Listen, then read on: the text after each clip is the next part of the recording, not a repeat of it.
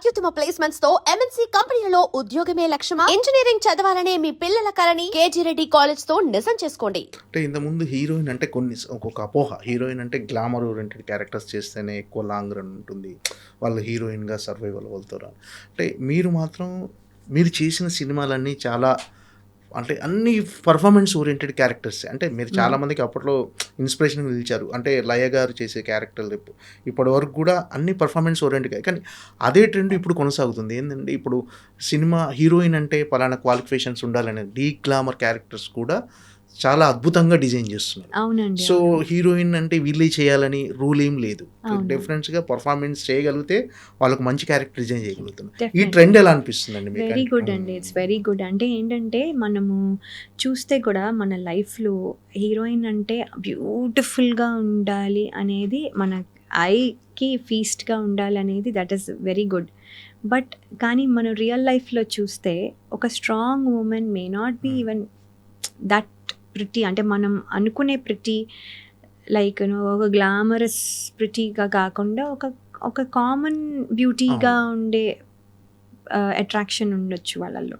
So అది కూడా ఉంటే మనం కనెక్టివిటీ ఎక్కువ తీసుకుంటాం. ఎక్కడో ఉన్నట్టుగా మనం ఎక్కడో చాలా ప్రిటీగా ఉన్న వాళ్ళని చూపించినప్పుడు ఏంటంటే మనం మనల్ని అందులో ఇమాజిన్ చేసుకోలేకపోవచ్చు. సో ఈ కనెక్టివిటీకి దగ్గరగా ఉంటుంది వెన్ ఒక girl next door is also pretty but dusky skin or what ever it is. So ఇవన్నీ ఉండి అది చాలా ప్రిటీ ఫీలింగ్ కూడా వస్తుంది. అది ఇప్పుడు డైరెక్టర్స్ అందరూ డిజైన్ చేస్తున్నారు, అది వాళ్ళు పర్ఫామ్ చేస్తున్నారు, మనం కూడా ఫీల్ అవుతున్నాం. We're able to see that మనం కనెక్ట్ అవుతున్నాము, మనకు నచ్చుతుంది.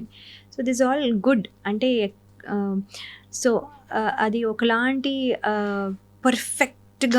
పర్ఫెక్ట్గా everybody is not going to be. కొన్నిసార్లు ఇప్పుడు మనం చూస్తే కూడా కొన్ని వైఫ్ రోల్స్కి some times there is some ఏదో ఒక మేకప్లోనో ఎక్కడో అక్కడ తీసుకొచ్చి ఒక న్యాచురాలిటీ తీసుకొస్తున్నారు. So every character the look is different. So అప్పుడు వాళ్ళు ఎక్కువ కనెక్ట్ అవుతున్నారు. లేకపోతే అదే కదా ఇది అని అనిపించకుండా ఇట్స్ వెరీ యాక్చువల్లీ గుడ్. చాలా చాలా బాగుంటుంది. అంటే మహిళలు ఇప్పటికీ అంతరిక్షం వరకు కూడా వెళ్ళి అక్కడ ఉంటున్న ఈ టైంలో అంతరిక్షం వరకు కూడా ప్రయాణించగలుగుతున్నారు. అలాంటి వాళ్ళు ఇప్పటికీ ఎక్కడో ఒక చోట కొన్ని యాగాయిత్యాలు జరగటం, కొన్ని ఇన్సిడెంట్స్ జరుగుతుంటే చాలా బాధపడుతుంటాం. సో అలాంటి వాటి విన్నప్పుడు ఏమనిపిస్తుంది అంటే డెఫినెట్గా ఇంకా సొసైటీలో మార్పు రావాలనిపిస్తుంటుందా, లేకపోతే ఇంకా మన మైండ్ సెట్ మారాలనిపిస్తుంటుందా?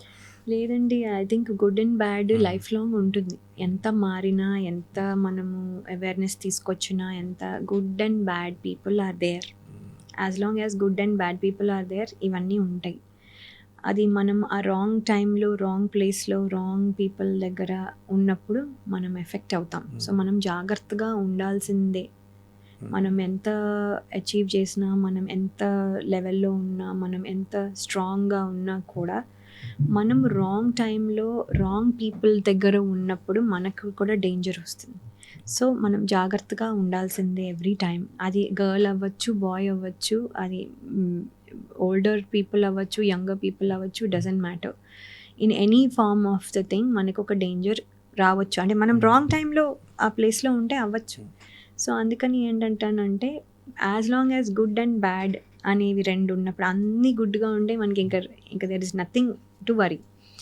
కానీ యాజ్ లాంగ్ అది ఉండదు కదా. So that's not a perfect world. అలా ఉండదు. కాబట్టి గుడ్ అండ్ బ్యాడ్ ఉన్నప్పుడు ఇవి ఎప్పుడు ఉంటాయి. ఇది మనకి విన్నప్పుడు చాలా బాధేస్తుంది. And at the same time మనకేమనిపిస్తుందంటే ఆ టైం అంతా అయ్యో వాళ్ళు ఎలా ఫీల్ అవుతున్నారు అని అనిపిస్తుంది. మనం ఏం చేయలేని సిచ్యువేషన్లో ఉంటుంది. అట్ ద సేమ్ టైం మనకి కొన్ని రోజులు భయంగా కూడా ఉంటుంది. అంటే మన చుట్టూ ఎలాంటి వాళ్ళు ఉన్నారో ఇప్పుడు అని ఒకలాంటి తెలియని భయం వస్తుంది.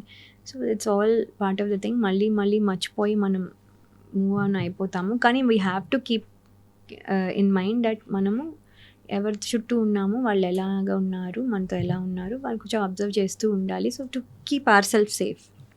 అంటే మీరు ఇచ్చే సజెషన్ ఏమన్నా ఉందా? అంటే సేఫ్టీ కోసం కానీ, ఉమెన్ ఎంపవర్మెంట్ కానీ. అంటే అండి, సేఫ్టీ అనేది ఆటోమేటిక్లీ ఒక ఇన్స్టింక్ట్. అది మనం ఏమీ నేర్పించాల్సిన అవసరం లేదు. ఒక ఇన్స్టింక్ట్ ఉంటుంది. బట్ ఏమంటానంటే recognizing people are very important. అంటే మనము బ్లైండ్గా ఎవరిని నమ్మేయద్దు, ఎవరిని ఇది చేయొద్దు. మంచిగా ఉండండి, మంచిగా ఉండడంలో తప్పులేదు. But don't give them too much freedom, don't give them too much ఇది దట్ వాళ్ళు వచ్చి మనల్ని అడ్వాంటేజ్ తీసుకునేలాగా, అది ఏ రకమైన అడ్వాంటేజ్ అయినా అవ్వచ్చండి. అది మనం ఈ ఎక్స్ట్రీమ్ మనం వినే న్యూస్ల్లో ఎక్స్ట్రీమ్ లెవెల్కి అవ్వకపోవచ్చు, జస్ట్ చిన్న మోసం కూడా అవ్వచ్చు. ఈవెన్ 100 రూపీస్ మోసం కూడా జరగచ్చు. So that is also not okay. ఎందుకు చేయాలి? లేకపోతే మీతో ఫ్రీగా పని చేయించుకునే వాళ్ళు అయి ఉండొచ్చు. సో నేను చెప్పేది exploitation can be in any way. It's not just physical abuse or murder ఇవే కాదు. సో మనతో అనవసరంగా ఎక్స్ట్రా పని చేయించుకొని డబ్బులు ఇవ్వకపోవడం కూడా ఒక ఎక్స్‌ప్లాయిటేషన్. నేను చెప్పేది అంటే రకరకాల ఎక్స్‌ప్లాయిటేషన్ ఉంది. అవన్నీ వాచ్ చేసుకుంటూ, మనం మేనేజ్ చేసుకుంటూ, మనం అబ్జర్వ్ చేసుకుంటూ, మనం ఎప్పుడు కేర్ఫుల్గా చూసుకుంటూ మనం మన గోల్ అచీవ్ చేయాలి. సో కేర్ఫుల్గా ఉండడం అనేది it's not a wrong thing at all. అది మనల్ని వీక్ చేయదు. కేర్ఫుల్గా ఉండమంటే భయపడమని కాదు, అది నువ్వు వీక్ అయిపోయినట్టు కాదు. కేర్ఫుల్గా ఉండమంటే observe the things and act smartly.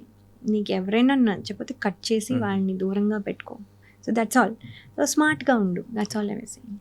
అంటే మీరు చిన్నప్పుడు చెస్ ప్లేయర్, నేషనల్ ప్లేయర్, తర్వాత ఇప్పుడు ఇండస్ట్రీలో కెరీర్ సక్సెస్ఫుల్గా, అంటే మీరు ఇంత సక్సెస్ఫుల్గా అవడానికి మీకు ఇన్స్పిరేషన్ ఎవరు అంటే ఉమెన్గా? అంటే ఇప్పుడు చెస్ ప్లేయర్గా ఉన్నప్పుడు అవనివ్వండి, ఇప్పుడు అవనివ్వండి, ఏంటంటే ఒక రోల్ మోడల్ అంటూ ఒక పర్సన్ అంటూ అలా కాదండి.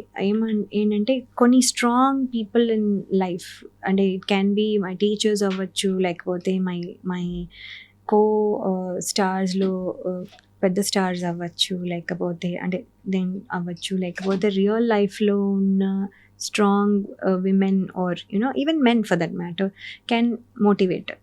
ఏంటంటే వాళ్ళు చేశారు, వాళ్ళు అనుకున్నది వాళ్ళు చేశారు. సో మనం కూడా మనం అనుకున్నది వాళ్ళలాగా వాళ్ళు డాక్టర్ అయ్యారు, బాగా పెద్ద డాక్టర్ అయ్యారు కాబట్టి మనం డాక్టర్ అవ్వలేం కదా, బికాజ్ మన ఇంట్రెస్ట్ ఇస్ డిఫరెంట్. సో వాళ్ళ దాంట్లో వాళ్ళు చేసుకున్నప్పుడు మన దాంట్లో కూడా మనం చేసుకోవచ్చు అనే మోటివేషన్, అది డిఫరెంట్ పీపుల్ నుంచి మల్టిపుల్ ఫేజెస్లో మల్టిపుల్ టైమ్స్. ఎందుకు అవసరం లేదు. ఇప్పుడే నా ఫోన్ ఓపెన్ చేస్తే ఏదో యూట్యూబ్లో వచ్చింది అనుకోండి, I may get motivated from that person కూడా. ఆ పర్సన్ నాకంటే యంగ్ అవ్వచ్చు, ఇప్పుడే ఆర్ నో ఎక్స్పోజర్ అవ్వచ్చు, అసలు నో ఎక్స్పోజర్ ఉన్న పర్సన్ కూడా అవ్వచ్చు. కానీ వాళ్ళు కూడా మనల్ని మోటివేట్ చేయొచ్చు వాళ్ళ థింకింగ్తో, వాళ్ళ థింకింగ్ ప్రాసెస్లో ఇలా కూడా ఆలోచించవచ్చు కదా అని. నేను చాలాసార్లు మోటివేట్ అయ్యి నాకు నచ్చిన పాయింట్స్ని తీసుకున్నవి కూడా ఉన్నాయి.